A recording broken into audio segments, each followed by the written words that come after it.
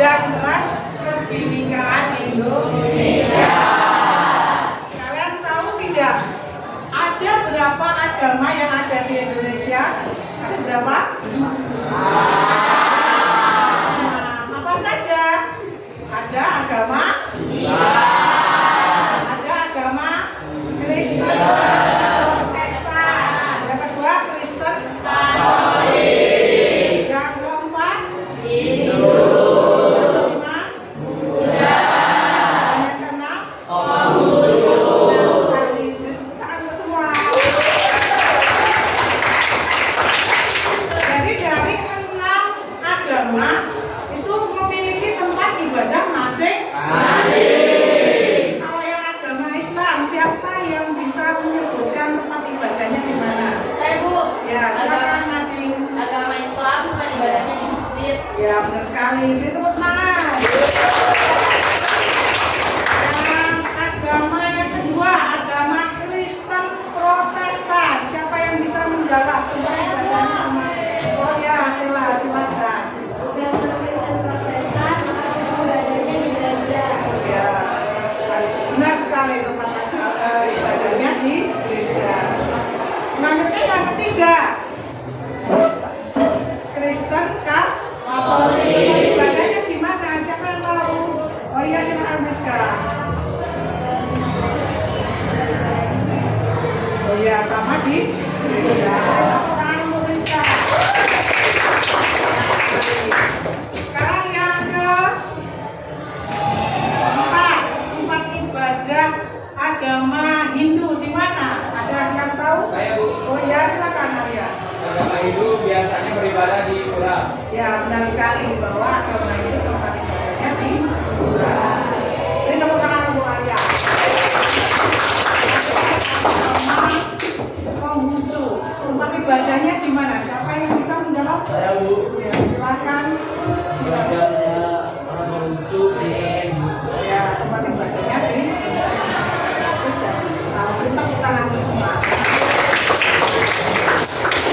Jadi hari ini kita akan belajar tentang keragaman agama dan ras kebinekaan Indonesia.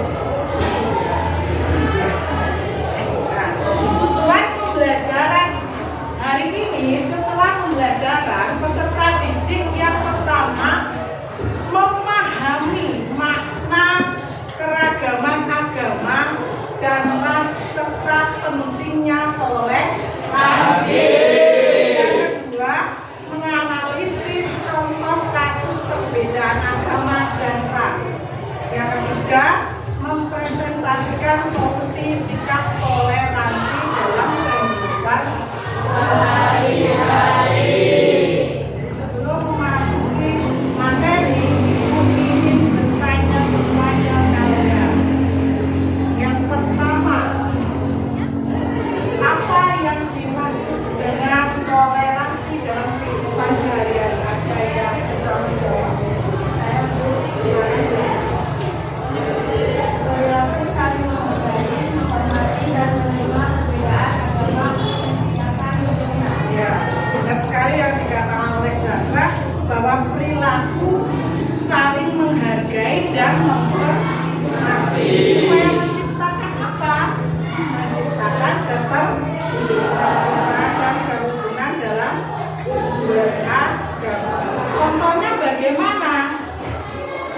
Contoh toleransi itu, contohnya menghormati ibadah orang lain, memberi waktu dan tempat. Yang kedua, sekarang mengapa perbedaan agama dan ras itu harus dihargai? Siapa yang bisa menjawab? Saya, Bu. Ya, silakan Pak. Karena merupakan fondasi utama dalam menciptakan kehidupan bermasyarakat yang damai, harmonis, dan aman. Ya, benar sekali bahwa perbedaan agama ras itu harus kita hargai. Demi apa? Untuk merupakan fondasi utama dalam menciptakan kehidupan bermasyarakat.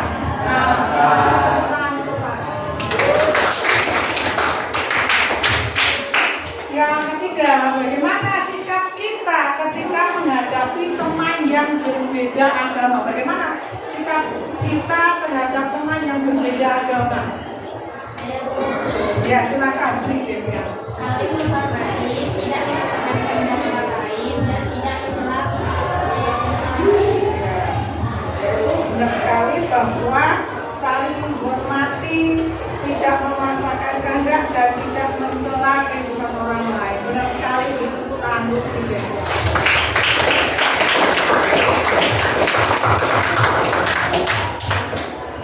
Kita lanjutkan materi selanjutnya. Konsep utamanya adalah toleransi. Apa sih toleransi? Toleransi ini adalah sikap bagaimana menghargai perbedaan, yaitu tentang agama, ras, budaya, dan pendapat. Karena bagaimana? Tanpa memaksakan kehendak. Toleransi itu terlihat dalam bagaimana ketika berteman dengan siapa saja, tidak mengejek atau merendahkan, ketika kita beribadah menghormati ibadah dan kebiasaan gotong royong tanpa diskriminasi. Siapa di kelas ini yang memiliki teman yang berbeda? Saya. Ya, tadi punya teman yang berbeda. Bagaimana kita berbeda dengan teman kita? Saling menghormati, saling menghargai.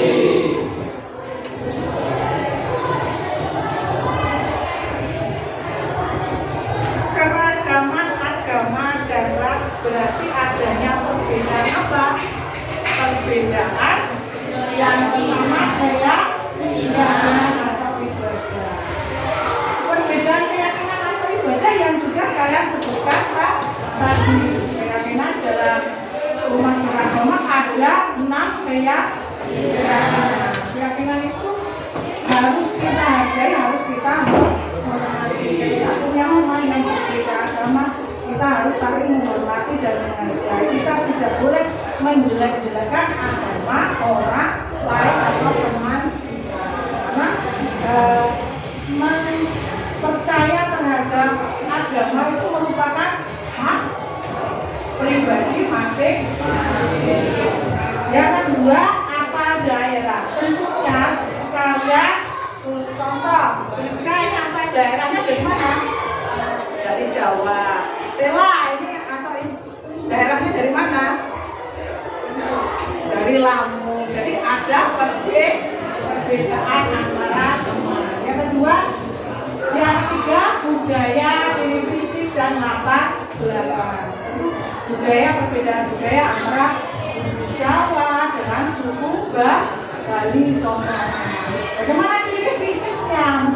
Ciri fisiknya terlihat dalam warna kulit. Ada yang suku Lampung warna kulitnya mungkin lebih putih, berbeda dengan ciri fisiknya yang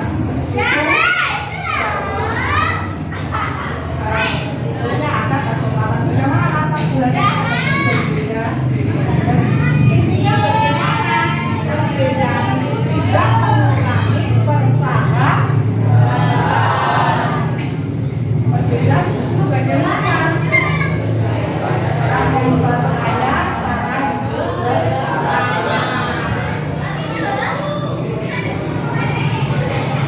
Kekayaan budaya ini sudah diakui di negara Indonesia.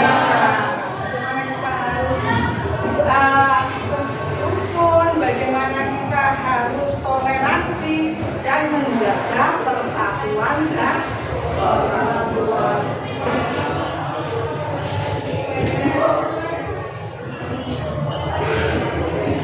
Mengapa perbedaan itu harus dihargai? Siapa yang bisa menjawab? Mengapa perbedaan itu harus bisa dihargai?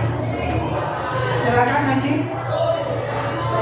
Karena setiap orang memiliki hak yang dihormati, menghindari konflik dan perpecahan, menciptakan suasana belajar yang aman dan nyaman, menumbuhkan kesatuan dalam Bhinneka Tunggal Ika. Jawabannya benar sekali bahwa setiap orang itu memiliki hak yang dihormati. dihormati. Contohnya tadi apa? Perbedaan agama. Ketika ada teman kita yang berbeda agama yang melaksanakan ibadah, kita harus menghormati, harus menghargai. Ketika ada teman kita merayakan perayaan agama, kita juga harus menghargai agama orang lain. Yang kedua, menghindari konflik dan perpecahan. Jadi adanya perbedaan itu tidak membuat kita menimbulkan konflik. Yang selanjutnya, menciptakan suasana belajar yang aman dan nyaman. Dengan adanya perbedaan membuat suasana belajar aman dan nyaman dan menunjukkan persatuan dalam Bhinneka Tunggal Ika. Apa arti Bhinneka Tunggal Ika? Berbeda-beda tapi tetap satu. Perbedaan yang beragam, pokoknya ada bermacam suku dan agama.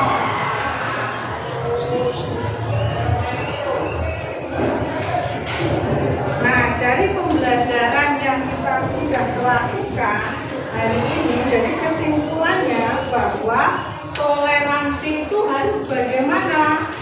Menghargai perbedaan agama dan ras. Yang kedua, dampak positifnya kita bagaimana hidup rukun dan saling menghormati. Yang ketiga, bagaimana? Menekankan bahwa perbedaan ini mewujudkan persatuan dan kesatuan. Demikianlah pembelajaran hari ini yang sudah kita pelajari.